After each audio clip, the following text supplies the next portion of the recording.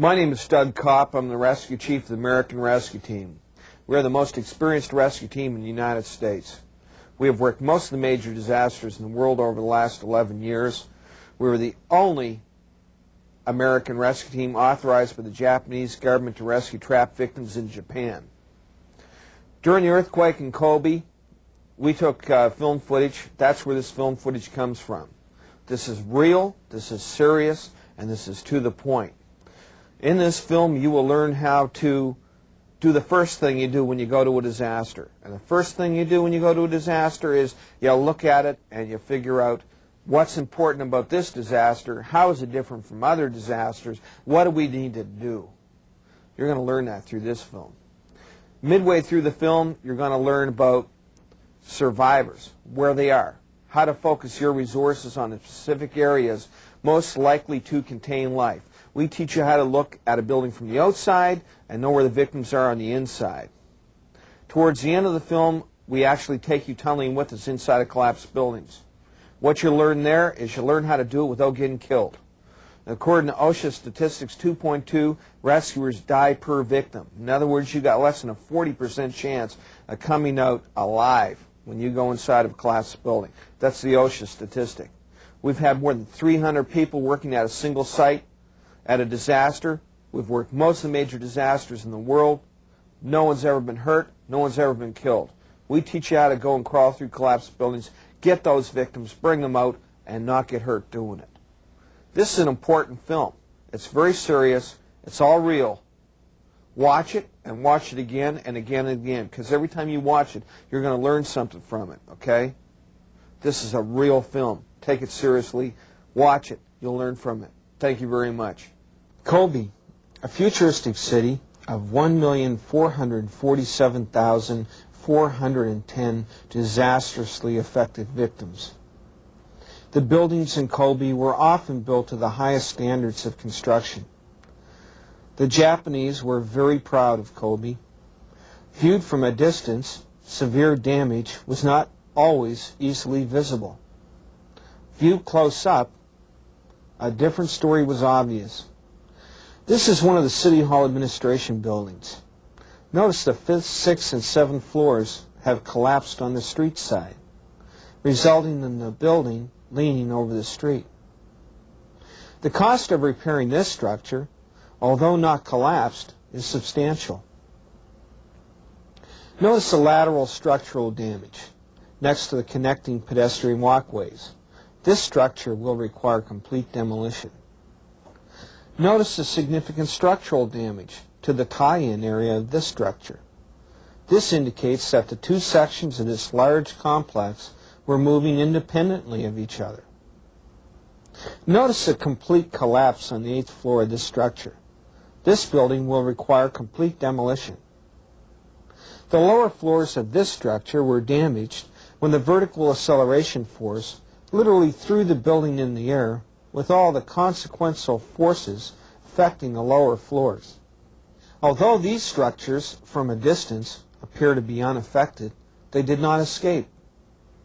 This was also seen in the Mexico City earthquake. Initial damage assessments taken from a helicopter proved to be vastly inadequate.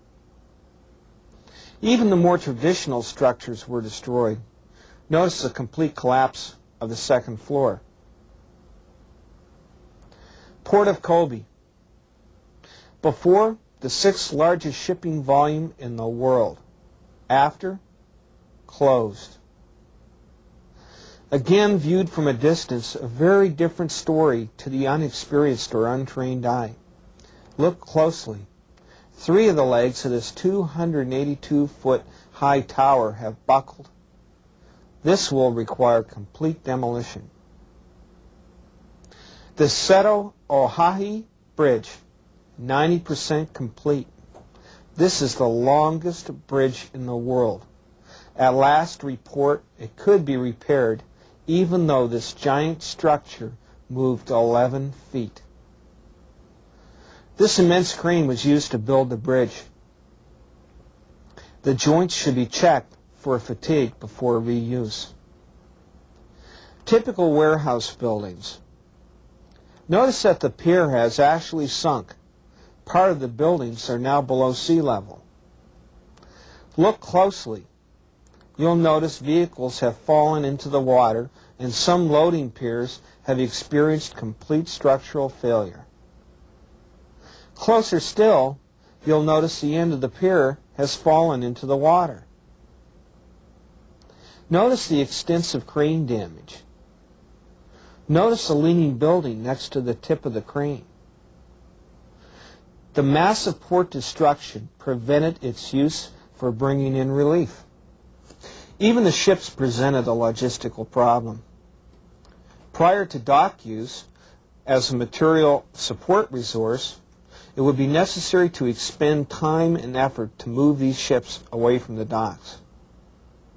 The hydrofoils worked. This unaffected port area was used as a new passenger terminal to bring in rescue personnel and evacuate victims to Osaka. Infrastructure, severe restrictions. Electrical service was almost non-existent. Telephone communication was limited to 1,400 emergency hard lines at the command centers and cellular telephones donated by manufacturers to emergency personnel. Natural gas lines have been shut down because of the thousands of fires. Running water was non-existent. This created enormous problems both for fighting fires and for victims who were confronted with the threat of cholera because of contaminated water. The strength and amount of steel in this elevated highway humbles elevated highways in the United States. Nevertheless, these massive steel beams were twisted. Many components of the elevated freeways collapsed. The carrying beams sagged. The circular steel columns failed. Sometimes these circular columns were completely severed. These square columns severed and dropped 3 feet. Thousands of vehicles were destroyed and caused roadblocks. The main train station, several stories high, was completely inoperable. The hydrofoils were used 24 hours a day. It took 30 minutes to get to Osaka, compared to 12 hours walking time and 15 to 20 hours driving time in bumper-to-bumper traffic on the only passable road. These hydrofoils proved themselves to be a godsend for a coastal city. City Hall, the political command center. The high-rise in the center of the picture is the City Hall Administration Building number 1. On the lower street side, 40 telephones were placed on tables to be used for free communication anywhere by anyone. This was used as the command center. The building inspectors, the International Department for External Relations, the political authorities were located here, and on the 2 ground floors, several hundred ordinary citizens slept on cardboard and blankets. In front of the City Administration Building number 1 and City Administration Building number 2, notice the 6th floor has completely collapsed. The passenger tubes between City Hall 1 and City Hall 2 were destroyed. Here is a picture of one of the tubes after being lifted to the ground by a crane. Our first base camp, located in the Fire Administration Building across the street from City Hall, was shared with the Swiss. This one large room accommodated 17 men, 3 women, and 15 dogs. At night the scene was jovial. Here I am being toasted by the leader of the Swiss. Despite the fact that temperatures went down below freezing and windows were broken out of our room, we enjoyed each other's company at night. An unusual earthquake. The strong vertical acceleration rate caused all structures to be affected. Normally at earthquakes, you expect lateral waves to most seriously affect buildings whose frequency is in tune with the frequency of the seismic waves applied. Notice the complete collapse of the 5th floor of the structure. There will be much internal damage to the structure. Another building that is leaning into the street. This is a very dangerous situation with the potential of complete collapse occurring as a result of aftershocks. The Japanese heavy equipment was some of the best in the world. Most of the heavy equipment was brought from Osaka via the coastal highway. This building is leaning severely into the street. This was caused as a result of liquefaction taking place. These shops and vehicle parking areas were located under an elevated freeway. Notice the severe damage to interior partitions. Protective hoarding was brought in to protect against falling broken glass. This is a frontal shot of the City Hall Administration Building leaning into the street. The NEC building with the 7th floor collapsed. Viewed from the side, you can see many large voids existing on this floor. 5th floor of this building completely collapsed. Another picture illustrating advanced heavy equipment available as a resource. The 5th story of this curtain wall structure completely collapsed. Because of the strong vertical acceleration force, the ground floors of many types of structures failed. This is a reinforced concrete structure. This is a wooden stucco structure. To the left is a wooden structure. This is a ground floor of a high-rise. Notice the concrete column has severed and dropped 2.5 feet. This is a ground floor of a wooden building which has moved into the street. Survival voids exist in the rear of this building. This is the sidewalk surrounding a high-rise building. You can see that the foundation has moved. This is another high-rise building. The column to the right has disintegrated. Notice the ground floor of this apartment building has completely given way. Notice the support that large bulky objects can give. This is the essence to survivability. I repeat, this is the essence to survivability. Notice the failure of the column to the right. The interior of a wooden house. Notice the large voids remaining. This is typical of wooden structures all over the world. They have a high survivability rate even if they do collapse. Notice the rebar mushroomed outward. The applied disturbing force was straight up and down to cause this effect. The resultant force in this picture was lateral to cause these sections to pull apart. Notice the light fixture in the center of the picture touching the floor. The ceiling is touching the floor.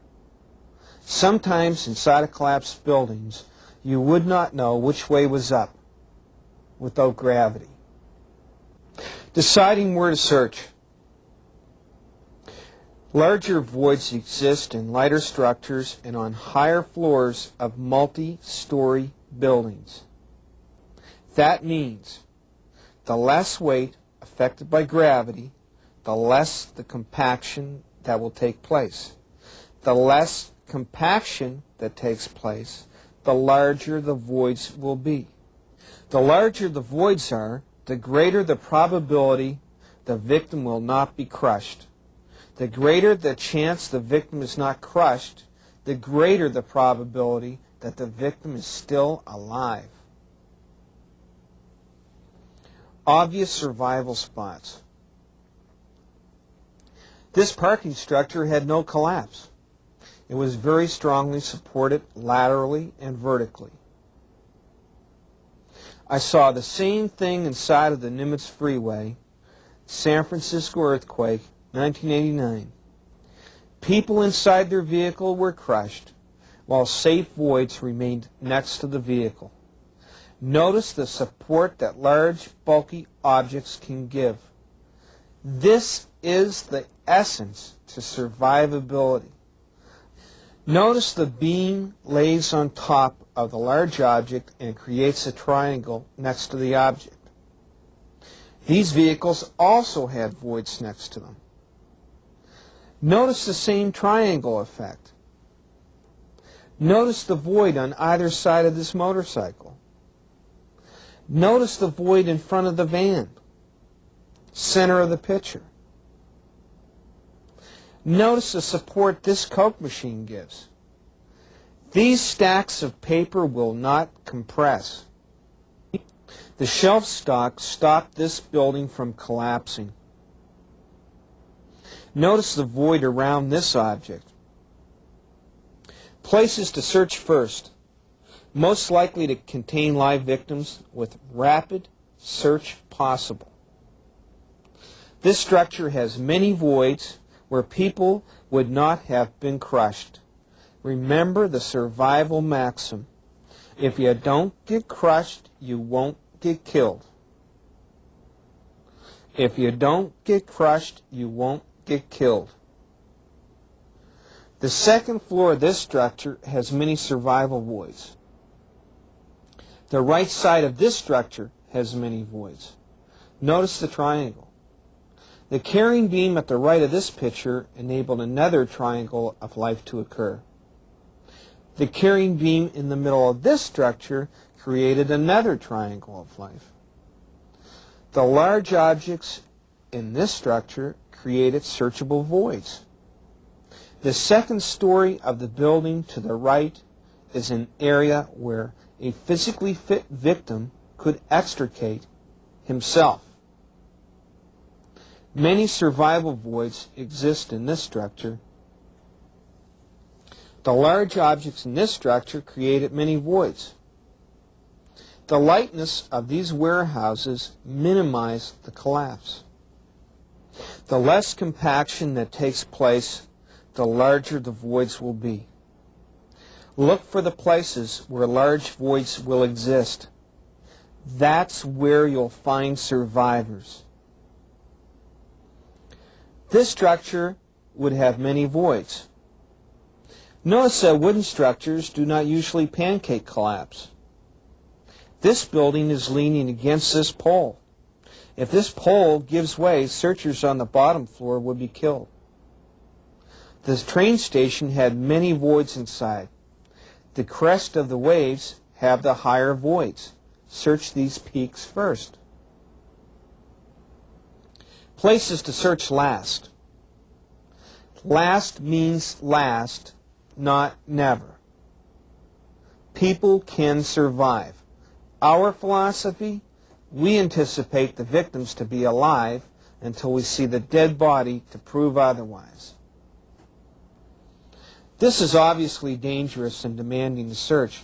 However, victims could remain alive inside of the large voids near the top. Notice the higher the floor level, the less compacting weight above, and the larger the voids. This illustrates the principle that it is better to be on the higher floors in multi-story buildings. This structure completely collapsed into the street with almost no voids. The structure viewed from another angle. The heavy mud troweled on these wooden sticks was designed to hinder the spread of fire. However, the increased weight had a disastrous effect in an earthquake. Although the bottom floors have completely pancaked, notice the large triangle formed at the top. The inside of this store was so completely packed with goods that the bottom floor maintained a large height. However, very few voids exist. Fewer objects would have generated survival voids. The rear of this structure would be the first place to search. Obviously, the front of this building contains few voids. Japanese rescuers. The Japanese fire department are in the orange jumpsuits. The Japanese self-defense ministry at work. The Japanese police department escorted us from structure to structure whenever possible. International rescuers. The French rescue team, seen wearing their red helmets and dashing black leather jackets, searched for 1 day. The Swiss rescue team, seen at the fire department command center, left after 3 days. The British rescue team brought 30 team members and arrived on the 3rd day. Here I am with Willie McMartin, Rescue Chief of International Rescue Corps, Great Britain. Our rescue teams have worked together at many disasters. They are a highly qualified, well-equipped rescue team with a prestigious track record. The British have much urban heavy rescue equipment. This is the British rescue team using a late model life locating device. Part of the COP film library demonstrates the use of all the life locating devices available. These 9 devices include the COP life locator, which is worn as a part of clothing and can immediately locate a victim within a 300-foot radius. Here I am with Caroline Hebert, the American Rescue Team member in charge of search dogs at the British Rescue Team base camp. You see their portable satellite-based communication station. Some specific searches of the American Rescue Team. Searching with the Japanese Fire Department. This is taken inside of a single-family dwelling. The first floor is crushed to 1.5 feet high. The victim is located underneath this floor area in center of picture. The adjacent flooring had been removed to gain access. The victim has been extricated from underneath the adjacent floor and is about to be covered with a sheet. The victim is wrapped in a sheet out of respect. The victim is being passed hand to hand to the outside of the building. Notice the bottom right-hand corner. A prior victim lies covered there. The coroner talks with the rescue chief while the family privately holds a religious ceremony. After the ceremony, the coroner will take the body to the morgue. The coroner will remove a shin bone from the body and present it to the family as a remembrance. Search for 2 bodies at apartment building. We were asked to help this construction crew to remove some of this debris. There were 2 dead victims located in this part of the apartment building. We created an environment to facilitate the construction crew. The debris was removed by a small machine, alternating with hand removal to recover the 2 victims. 5-building connected apartment complex search. This is the view from outside of one of the collapsed apartment buildings. We searched this structure with the British Rescue Team. Some of these attached buildings were concrete. Notice the triangle formed around the section of column. We entered into this collapsed apartment building and literally emerged from the 5th building without seeing daylight. This is another view from the outside. Our entry point was to the left in the picture. Notice the floor didn't break, hence it forms a triangle with the largest void to be found underneath the left-hand side of the slab. A team member with dog who had just sniffed 2 dead bodies. A victim was recovered in this area. The floor above had been removed. Here is another area of voids in this complex. We went underneath the floor on the right-hand side of the picture. This is inside one of the wooden apartment buildings. These victims survived. This is a large open area underneath of a floor which we crawled through to gain entrance to the next building.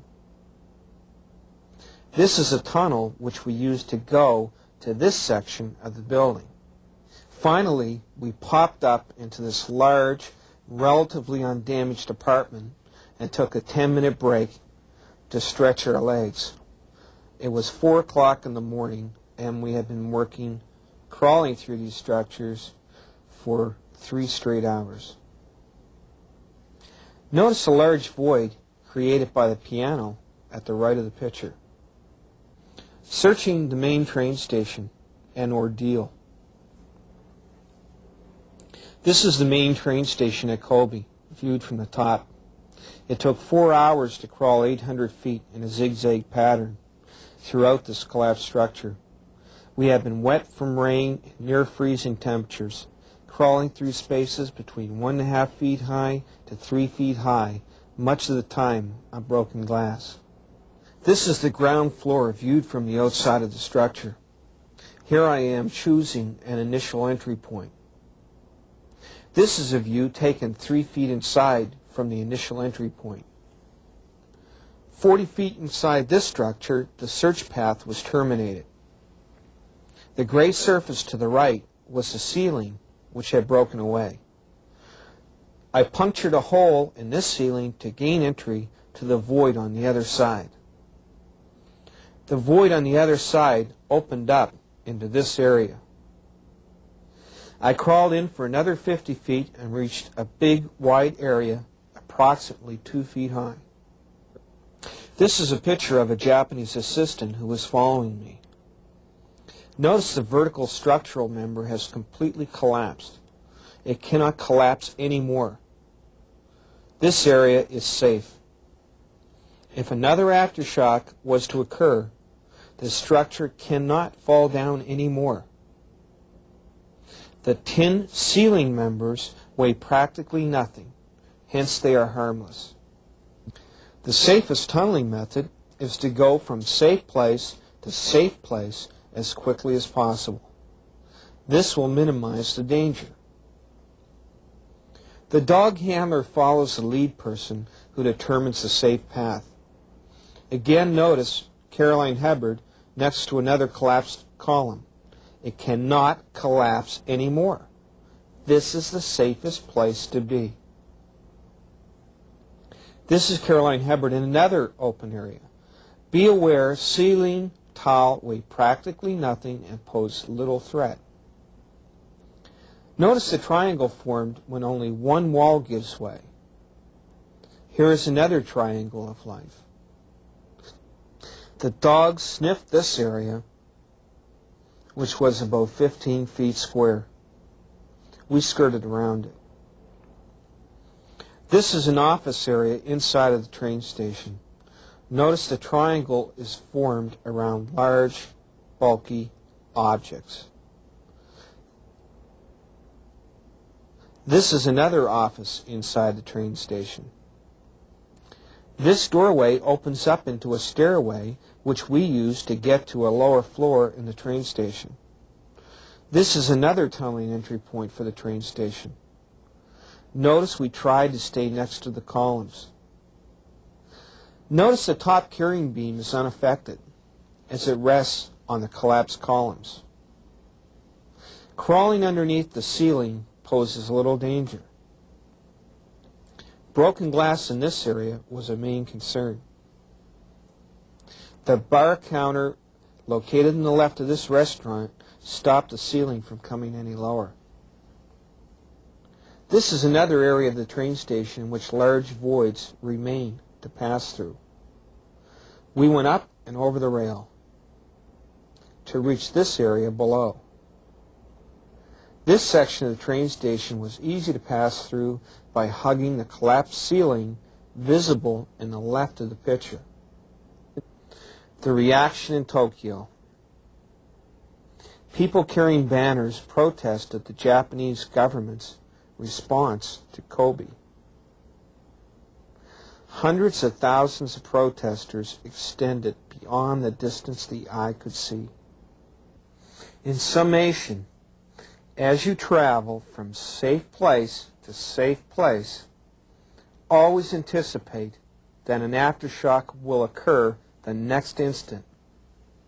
Position yourself accordingly, and you will be safe no matter what. If it cannot fall down anymore, you are completely safe. What you've seen is real as real gets. We're taking you inside the jaws of hell, and you come out alive along with us. You have questions? Contact us. Here's how you do it.